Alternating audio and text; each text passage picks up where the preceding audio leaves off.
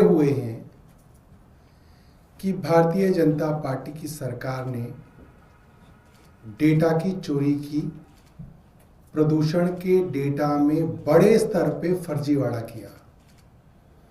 जैसे जैसे दिवाली की रात में प्रदूषण बढ़ने लगा, सरकार के पोल्यूशन मॉनिटरिंग स्टेशन अपने आप बंद कैसे हो गए। एक नहीं, चार चार संस्थाओं के मॉनिटरिंग स्टेशन लगाए गए थे। CPCB central pollution control board, DPCC Delhi pollution control committee, IMD Indian meteorological department, IITM, चार चार संस्थाओं के दर्जनों मॉनिटरिंग स्टेशन रात को बंद हो गए और तब तक बंद रहे जब तक सुबह हवा नहीं चलने लगी। जब सुबह हवा चलने लगी तो वो मॉनिटरिंग स्टेशन फिर से खोले गए। ये तो खुलेआम बेईमानी और डेटा की चोरी है। और किसके साथ बेईमानी कर रहे हैं आप?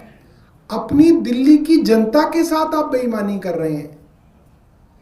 अपनी दिल्ली के भोले भाले लोगों को, जो बेचारे सांस की बीमारियों से परेशान हैं, जिसको किसी को ब्रोंकाइटिस है, अस्थमा है, निमोनिया है, कोई और बड़ी बीमारी है, उन लोगों को आप बेवकूफ बना रहे हैं कि AQI कम है।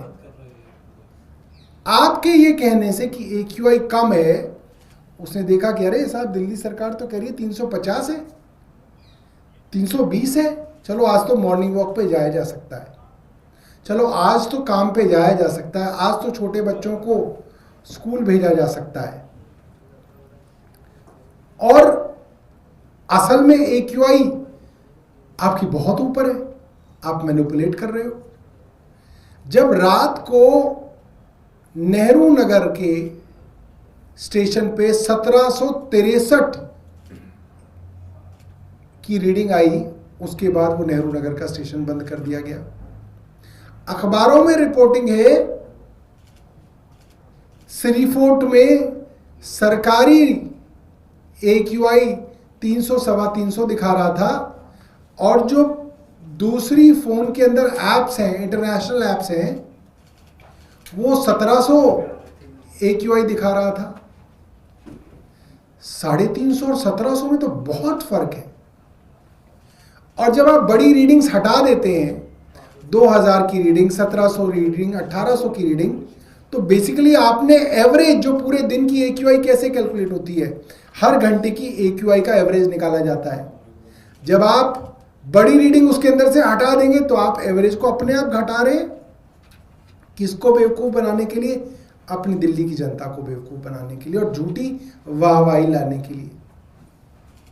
350 को के ऊपर ग्रैब 3 लागू हो जाना चाहिए, पाबंदियां आ जानी चाहिए थी। क्यों अभी तक CAQM ने ग्रैब 3 लागू नहीं किया? ये बड़े सवाल है। सुप्रीम कोर्ट ने कहा था कि आप पोल्यूशन की मॉनिटरिंग करके रिपोर्ट देंगे, और अगर आपने डेटा के साथ ही फर्जीवाड़ा कर दिया तो आपने तो क्लियरली सुप्रीम कोर्ट का कंटेम्प्ट किया है। गवर्नमेंट ने सुप्रीम कोर्ट का कंटेम्प्ट किया, गवर्नमेंट ने क्रिमिनल ऑफेंस किया कि उन लोगों को AQI, सही AQI ना बता के आप एक क्रिमिनल ऑफेंस कर रहे हैं। आप चाहते हैं वो लोग ज़्यादा बीमार हो जाएं, अस्पताल में एडमिट हो जाएं, कोई मर जाए, भाड़ में जाए, आपको क्या लेना देना? आप कहेंगे हम तो डेटा को नीचे लाके। तो जो डेटा की चोरी है, एक सरकार के स्तर पे करे जाना एक सीरियस ऑफेंस है। उसके अलावा पंजाब के विषय में जो इनके मंत्री ने कहा, इनको पंजाब के सिख किसानों से माफ़ी मांगनी चाहिए। ये सोचना भी कि किसान, खास तौर पे पंजाब के सिख किसान, हिंदुओं के त्यौहार को बदनाम करने के लिए खास तौर पे दिवाली के दिन पराली जला रहे थे, ये तो शर्मनाक सोच है। और इसके लिए इनको पंजाब के सिखों से माफ़ी मांगनी चाहिए। सिख धर्म के जो गुरु साहब हुए हैं, जिन्होंने हिंदुओं के लिए अपनी जान की कुर्बानी तक दे दी, उनके लिए उनसे इन्हें माफ़ी मांगनी चाहिए। पंजाब का डेटा मैं आज लाया हूं, जहां 2021 में जब हमारी सरकार नहीं बनी थी, कांग्रेस की सरकार थी, 15 सितंबर से 21 अक्टूबर तक 4327 मामले थे स्टबल बर्निंग के। वो मामले कम होके 10% से भी कम रह गए हैं। 2025 में वो मामले 415 रह गए। 2021 में जो इस दौरान 4327 मामले थे पराली जलाने के, वो घट के 415 रह गए हैं। और वो भी 15 सितंबर से 21 अक्टूबर तक का डेटा मैं दे रहा हूं आपको, 1.5 महीने का। 1.5 महीने के अंदर 400 जगह पराली जलाई गई। और ये कह रहे हैं साहब उसकी वजह से दिल्ली का पोल्यूशन बढ़ गया। जो बड़े बड़े साइंटिस्ट हैं CSC के और कई साइंटिस्ट के बयान, आधिकारिक बयान छपे अखबारों में, उन्होंने कहा पंजाब तो बड़ी बात है, पंजाब, उत्तर प्रदेश और हरियाणा में जो पराली जली है उसका असर भी दिल्ली के प्रदूषण में मात्र 1% है।